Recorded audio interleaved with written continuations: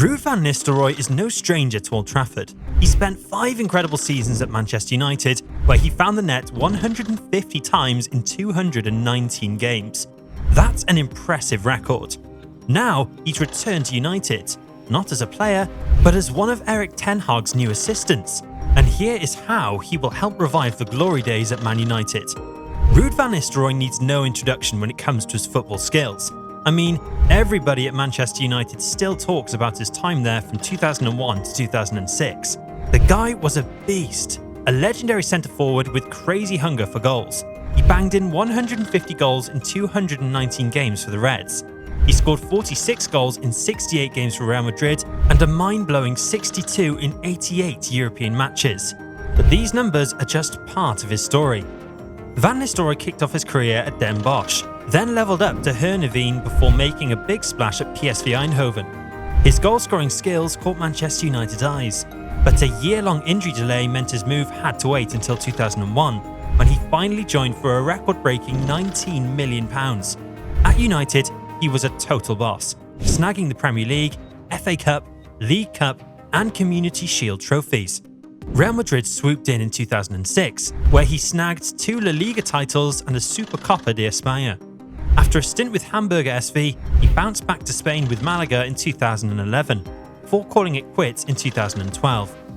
Internationally, he was a big deal for the Netherlands, playing 70 times and scoring 35 goals across Euro 2004, the 2006 World Cup, and Euro 2008. Van Nistelrooy was an absolute goal-scoring machine, known for being super clinical and always ready to pounce in front of goal. He was one of the best strikers of his time because he could finish with either foot or his head. Total versatility. His secrets? Crazy good positioning, lightning-fast reactions, and smart moves on the field. He knew how to find space, time his runs perfectly, and beat the defence. That's why they sometimes called him a poacher. He was always in the right spot to score. But he wasn't just about scoring goals. He had speed, strength, and could blast the ball with serious power. Plus, he was great at holding up play, linking with teammates, and setting up goals. Oh, and he rarely missed a penalty. However, he wasn't without his critics. Sometimes he got flack for his controversial antics, being a bit selfish or diving a bit too much. But he was known as a ruthless predator on the field, only caring about one thing: scoring goals. And just when everyone thought they'd figured him out, he pulled a surprise move in 2013. Van Nistelrooy decided to dive into coaching. He started off at Malaga in Spain, but his heart brought him back to his roots at PSV Eindhoven. There, he began owning his coaching skills with the under-17s, focusing heavily on strikers.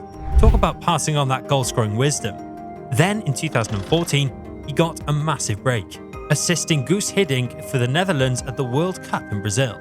Remember that semi-final against Argentina? The Dutch lost on penalties after a nail-biting 0-0 draw. Despite the heartbreak, it was a huge learning experience for him.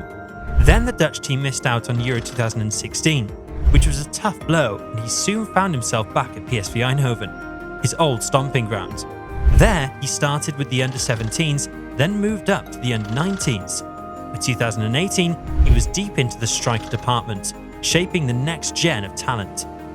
Then, in a big move, he took over as manager of PSV's reserve team, young PSV in the Dutch second tier.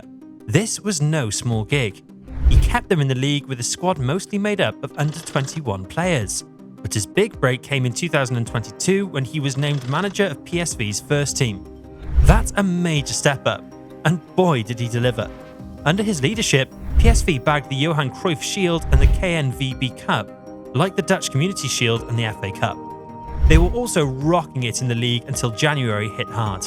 See, they lost key players like Cody Gakpo and Noni Mads due to financial troubles. Van Nistelrooy didn't flinch. He brought in Johan Bakoko and a young Xavi Simons, who he'd convinced to join for free the summer before. And boy, did Simons deliver. 22 goals and 12 assists across all comps. Joint top scorer in the Eredivisie. Impressive, right? But then, unexpectedly, Van Nistelrooy resigned, citing a lack of support from management. It's a shame, because his connection with the players seems solid, based on what he said about coaching them. Guess we'll never know the full story behind the scenes. Since then, he's been soaking up knowledge from legends like Ancelotti and Pellegrini, getting ready for whatever's next in his coaching journey. Van Nistelrooy actually turned down the chances to lead Burnley as head coach so he could join forces with Ten Hag, who managed to hang on to his role at United after talks with other coaches like Thomas Tuchel. These talks came after the team's worst ever Premier League finish. Ten Hag and Van Nistelrooy go way back, almost 2 decades, starting their journey together at 20. Before this, Van Nistelrooy was the Eredivisie's go-ahead Eagles. Now, alongside Stephen McLaren and Darren Fletcher, he'll be part of Ten Hag's crew. Although Mitchell van der Gaag and Benny McCarthy have left, Van Nistelrooy's return is set to shake things up. See, Van Nistelrooy's no stranger at Old Trafford, and he's back at a crucial moment for Manchester United after a tough 2023-24 season, where they landed a disappointing 8th in the Premier League. But off the pitch, new owners Sir Jim Ratcliffe and INEOS are stirring things up. You gotta wonder how Van Nistelrooy will fire up United's attack. I mean, this guy was a goal machine back in his Netherlands days. Bet he's got some killer tips for Marcus Rashford, Rasmus Højlund, and new boy Joshua Zirkzee, fresh from Atalanta. And if we talk about his style, during his time at PSV, Van Nistelrooy's coaching philosophy was all about flexibility, but he had a soft spot for the 4-2-3-1 formation. He loved those quick attacking transitions that stretched out opponents, especially using wide areas and encouraging his wingers to take on defenders one-on-one. Sounds familiar, right? When asked about it, Ruud said, "I love the game and I love a certain way of playing." At United, Sir Alex was always pushing us forward. Look forward, play forward, get crosses in, and shoot on target. As a player, that made me feel alive, and I want my players to feel that too. But it wasn't just about speed for him. He also stressed control through possession, picking technically excellent players like Joey Verman and Ibrahim Sangard for the midfield roles. These guys weren't just good on the ball, they were smart, understanding their roles in Van Nistelrooy's system perfectly. Defensively, PSV under Van Nistelrooy typically used a compact 4-4-2 mid-block, aiming to control opponents by forcing them wide and minimising central threats. Compare that to United's current aggressive man-to-man pressing under Ten Hag, a bit of a different approach, right? While Ruud focused on cutting passing lanes and coordinating pressing actions, his team was always ready to pounce. Overall, his tactics blended fast attacks with solid defence, aiming for the best of both worlds. His return to United isn't just about nostalgia, it's a strategic move.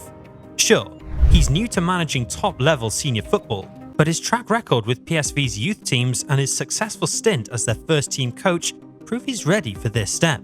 His passion for attacking football and his knack for nurturing talent could be just what United need to shake things up. But Van Nistelrooy as assistant coach with Ten Hag at United, is that going to work? I mean, yeah, he was a legend scoring goals left and right back in the day. Everyone knows he's got the skills to teach strikers how to hit the back of the net. But being an assistant coach is more than just showing off your old moves, right? First off, there's the whole personality thing.